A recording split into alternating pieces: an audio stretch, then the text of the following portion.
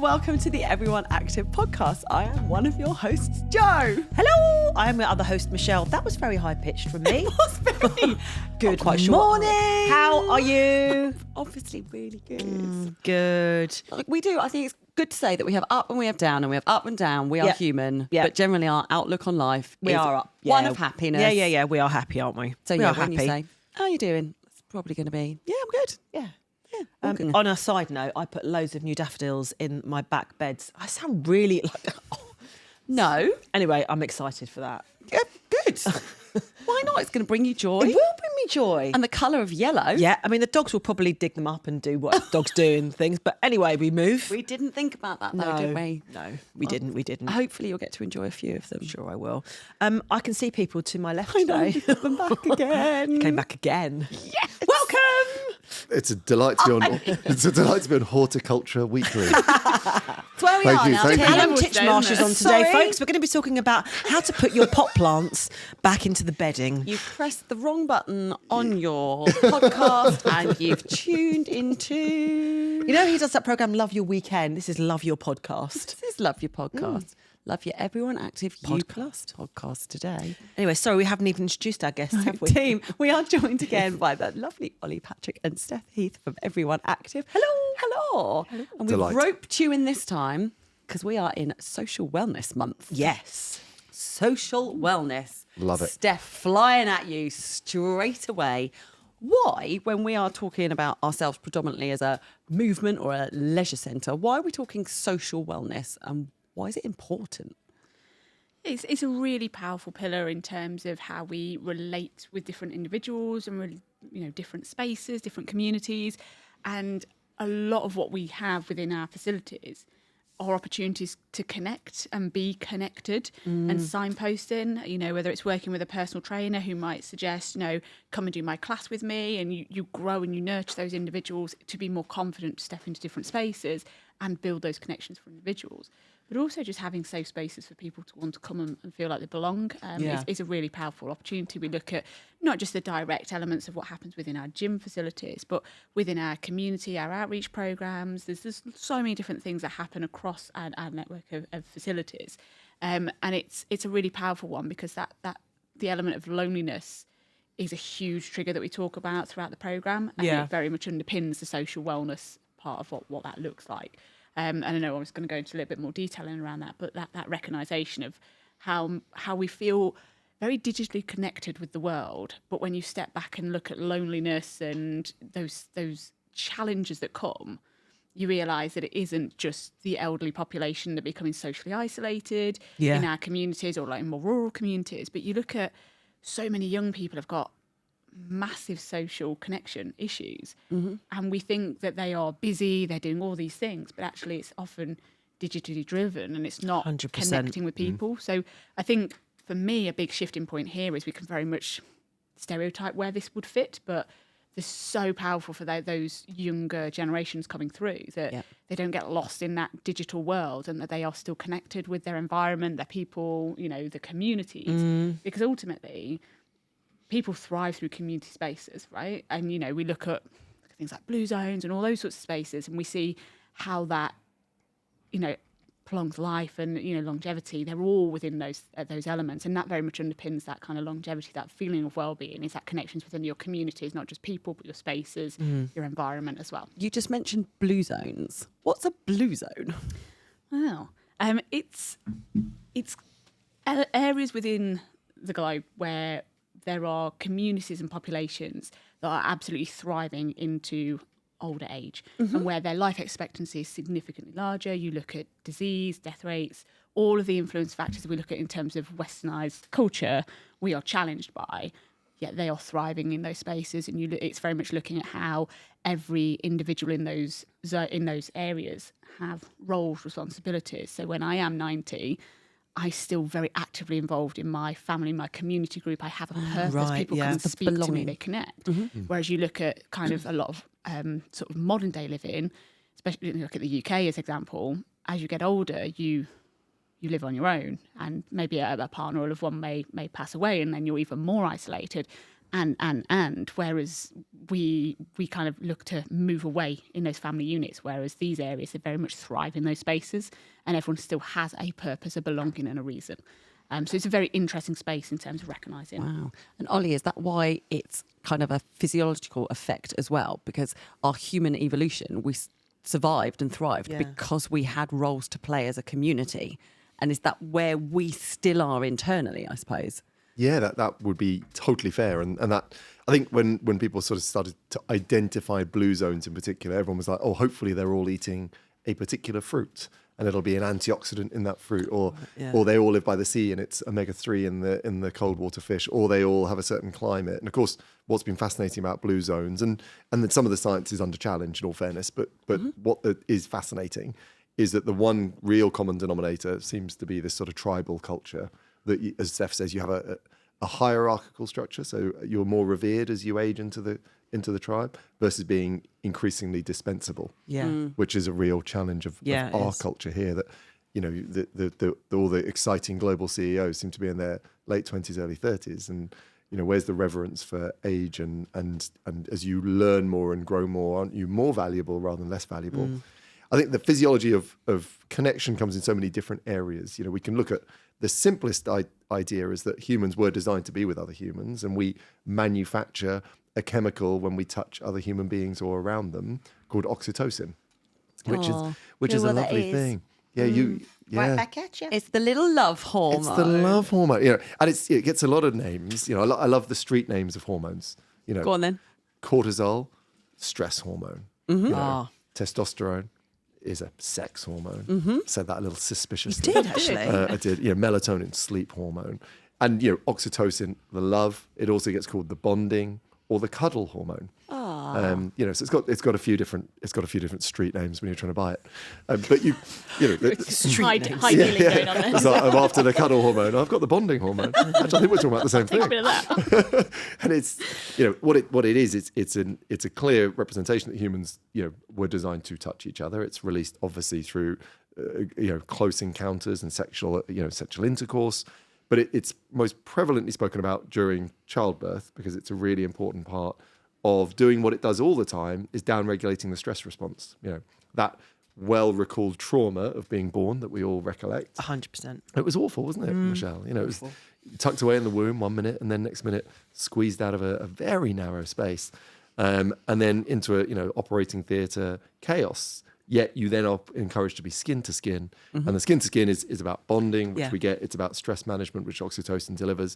And we have a version of that through our life. And it's, you know, humans were designed to be with other people and also work in partnership with other people. There's a really interesting part about sleep physiology and the fact that we have chronotypes. So some people are larks or morning centric, some people are owls.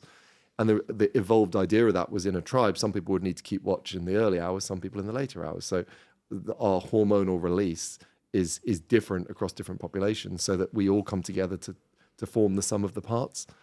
So, you know, physiology just had no idea that I could live in a different country to my parents and live in a different country to my siblings, and all my friends are people I've never met or touched in person.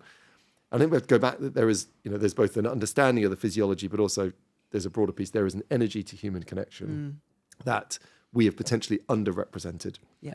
And that won't be consistent for everyone. There are introverts who do not want to be in the presence of others. So, yeah, again, as with all things, Everyone Active U+, this isn't a prescription. Yeah. This is look, you may have not reconciled that you're disconnected, and are there ways in which we can reconnect you with the human experience? And that's really important. Yeah. And I suppose it's just lifestyles, isn't it? And you've both summarised it, that you are moving out of your family home and you're targeted to kind of like go and get your first flat, go and get your house. Doesn't matter if the job is in a different country, go and do it. Like, go and push rather than coming back to, I suppose, a bit of a nest situation, which is where we can restore and be in contact and touch. And have community. And it was, you know, I remember that seemed like the opposite of ambition to me when I was growing up. The idea that I'd be back at home next door to relatives. Because we were told that's what it looked like. And then some of my friends that did that have an incredible family ecosystem. You know, grandparents play a parenting role, and nephews are you know, and cousins are siblings in equivalency. And I think, you now have to work deliberately hard to get that. It's much harder. Absolutely. But that's how it's always been. So how do we replicate that? And we look at things, Steph and I look at what trends are out there. And we look, there's, in 2024, there was something like 300 new run clubs in London. Yep. Now, not everyone loves running, but they do love community. Yeah. And there's a very strong argument when you look at fitness centres, people maybe join for the facility but stay for the community because people bond to people. People will come to your classes not because of necessarily the incredible quality of your programming, which I know is exceptional. I know is exceptional. Well done. Well done, me. But because they've connected with you, the other people who regularly come, and that we have to lean into that. Yes. And not just say that that's something you might, again, incidentally bump into, Yes. because now you won't incidentally bump into it. You have to potentially look for it more Yeah, consciously. you have to go to it, which I guess moves us very closely onto loneliness. We are seeing an absolute rise in loneliness. Stereotypically, I suppose it's been associated with an older generation. Yeah. But just because of the whole way we now work, we are working 24/7. A lot of people still work from home. So there's potentially across all generations, loneliness is happening. And loneliness, I'm guessing, is bad for the human body. Yeah, it's a sort of all systems catastrophe. So studies would show loneliness, when defined accurately, is as big a health risk as smoking, because it depreciates all key systems of physiology. And loneliness is a double-edged sword because it is a meaningful deterioration of our health, but it also expresses in such a range of symptoms that it's a major burden on our national healthcare system. In terms of lonely people, often will face physical dysfunction and they'll go to a doctor with a symptom that is a real symptom, but it's not actually a disease. It is a symptom of loneliness. To the point where we've seen social prescribing, which is a government-led initiative to say, all those people coming into doctor surgeries who aren't necessarily unwell but are lonely, how do we signpost them back into community groups, back into our facilities, back into, they love art, where's the art class, they love theatre, have they booked to go to the Panto this year? So I think social prescribing is a well-funded and growing entity, and we want to attach ourselves to that. Yes. And say, we want to signpost and create opportunities for people to bump into people, because the path of least resistance is easily loneliness. You can become very isolated very quickly. Yeah. And we want to create opportunities where people can step out of that and find their tribe and get all the physical benefits and mental benefits from it. It's one of my favourite sayings, find your tribe. Yes. I love Yeah. it. I suppose when we're talking loneliness as well, like you've said, people will potentially recognise systems, but you haven't got that whole support system to be, are you okay? Like you've just not got even a second set of eyes on you as a human being saying, actually, are you all right? Do you feel better? That looks slightly different on your face. Do we need to go and get that checked? Yeah. Like loneliness is just, It's very hard to self-care for yourself enough. There's that sort of sense we all need that second voice or third voice that goes, you're not looking after yourself, or I've noticed your mood's dropped, or I've noticed that mole's changed shape.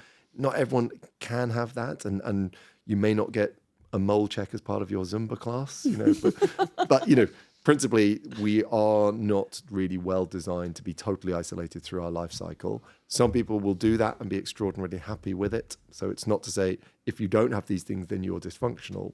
But if you are dysfunctional and feeling low energy and you don't have these things, then we want to make it easier for you to get them. And I think that's really important. We don't make someone unwell by not doing these things. Yes. But if people aren't feeling great or themselves, these may be something they haven't considered. And we want to make it as frictionless as possible for you to find other people in a similar place of life, so you can get those physical, emotional, psychological benefits. Yeah. And rather than just assume that happens, let's try and make it happen.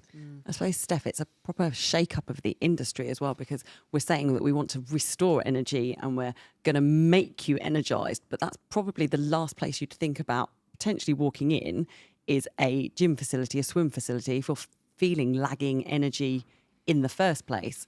So how are we doing that? What are we saying? Yeah, I think it's one of those ones where it's a misuse space, I probably would suggest, in that area, in terms of recognising how to go in, and that feel good factor when you have gone and doing, in those days where you're like, I've got nothing, like no one's going to notice if I'm not there. Yeah. Like it's the age old thing we talk about with group exercise, in terms of you sat at your desk and it's like 6 o'clock. I've got to be at body pump. I've got to be there. I've got to go. And you go. You make yourself go, and you feel so much better for it. But how many people sit there and it's like, got an appointment with my treadmill at 6 o'clock. I've got to go. Oh, my treadmill won't mind if I don't make Yeah, it. yeah, I'm not Nice. accountable. And I think it's sometimes having those moments where you check in with yourself in those Yeah. spaces.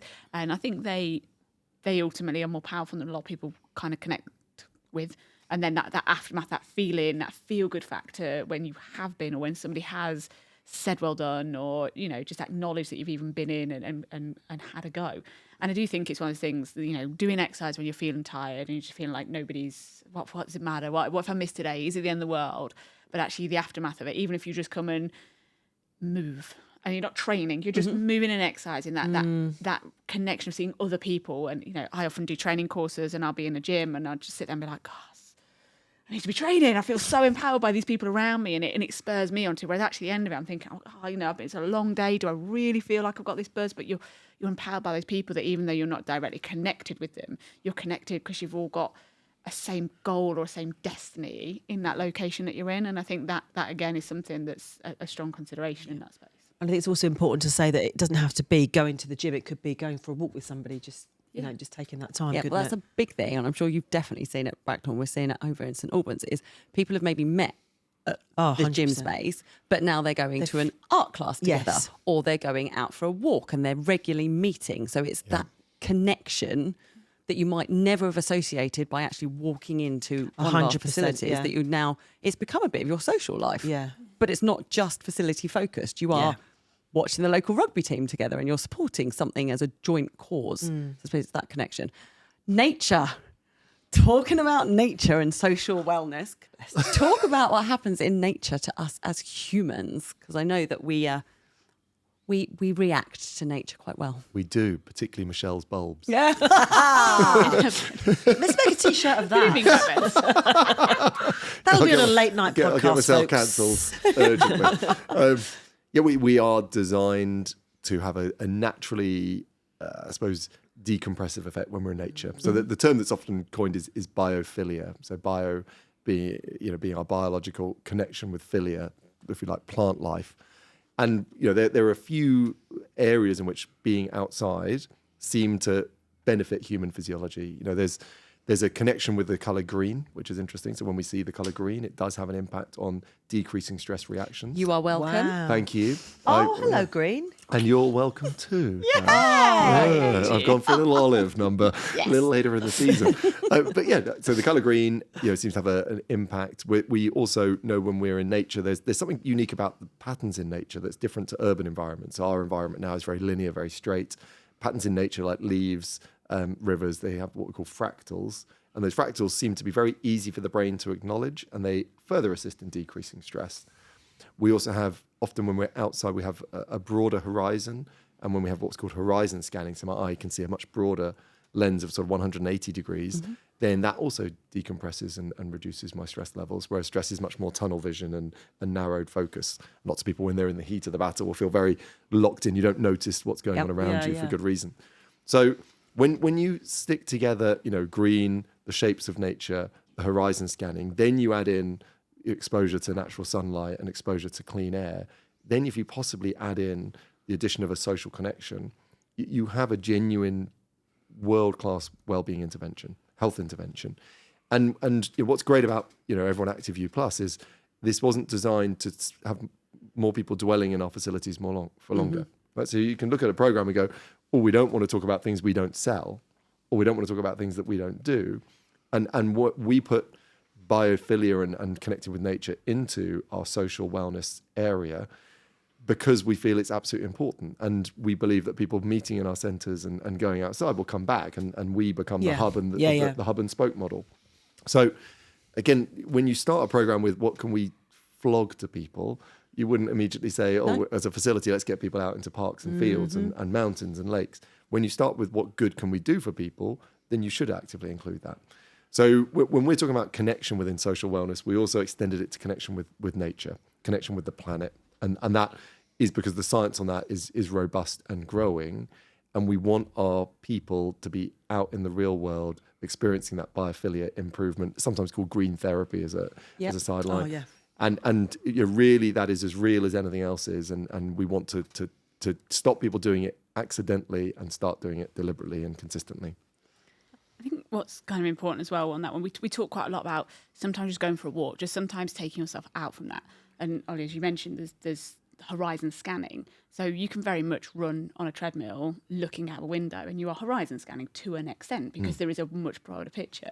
There's quite a lot of research around how you actually move and the horizon moves around you. Yeah. And that's why, again, that connection back to something that sounds so basic, but that walking, that movement, that the empowerment that it has as that connection, the more you move through it, the broader that is, the stronger that then becomes as well as a way to connect. So it isn't always just, the let's just go and do it. It's about how that then is interpreted through movement as well. Yeah. You can imagine a day where you turn up for your PT session and you're wired and you're tense and everything, and your trainer says, let's go for a walk outside versus what we're going to do inside. And the challenge is if we show value through the effort or we show value through the outcome. And I think what we're interested in here is we want people to feel more well. We want to prove it to them down the line and not sweat the asset of, you'll get more value from doing this particular thing because it's an expensive bit of equipment. We're wanting this cultural change that we do what's right for our members, using the facility as the hub, but using the world as an extension of that. So, these are all evolving processes, but getting people into nature deliberately sits high in our agenda. Brilliant. I know. I'm feeling all like, It's so cute, isn't it? Brilliant. Honestly, it's groundbreaking. It's amazing. You have been working with us for a fair few months now. Ages. We're not letting you go No, yet. I'm not going anywhere. Secret for about a year. Yeah, exactly. Under the radar. Clandestine. And we're here. Hello. So what do you see as, I guess, a professional walking in? What is an Everyone Active centre to you in terms of social wellness? Good question, Joe. Oh, Joe. I see it as arguably the strongest social wellness opportunity in this country. Truth be told, when you look at the number of centres you have, the footprint, the membership, where else are we going to find outside of what maybe the church used to do for people? Where are we going to find our new version of that? Because that's not doing for people what it used to. And when Steph and I was first talking about what is a true wellbeing intervention, we knew you've got quality movement programming, and that's been well established. You've got great ideology around nutrition, and those things were well established. But what is interesting is your social wellness was probably the most established, but the least spoken about. Yeah. And Right, yeah. I can't think how many centres I've been to, but the diversity of people in those centres, the idea if they weren't here, where would they be? Yeah. And the age profile, we started today and we sort of encountered nearby a community-led exercise class which had a demographic in it wearing, no one was wearing Lululemon gear as far as I could tell. No one was a lifelong exerciser, but you had a quality group of people who I don't know where they'd be exercising and where they would have met if it wasn't for being in the sports hall doing this here. And I think your cafes, your climbing walls, your theatres, you have a footprint that is unique to bring people together in a multitude of different ways. You're already doing it better than most, but not shouting about it. We want to leverage that footprint, reinvigorate people to point at this deliberately and actively. Yes. Campaigns are being developed and run to help people understand this and signpost into it. But I was struck by how strong it already was, and therefore how great it can absolutely be. Yeah. Sounds like a perfect place to roll out this podcast. Thank you so much. Oli Again. and Steph, thank you for joining us again. So team, our Social Wellness Month, inquire at your centre. You can find us online at local websites or ask to speak to your front of house or your customer service, your sales team, to Any of your membership team, teams. yeah. And even come and find us upstairs in the gym. You can talk to us anywhere. Anywhere. Or you can always email us any of your questions at podcast@everyoneactive.com. And as always, please share the love, 5 stars, thumbs up, and positive comments. And we will see you again soon. Take care, team. Bye.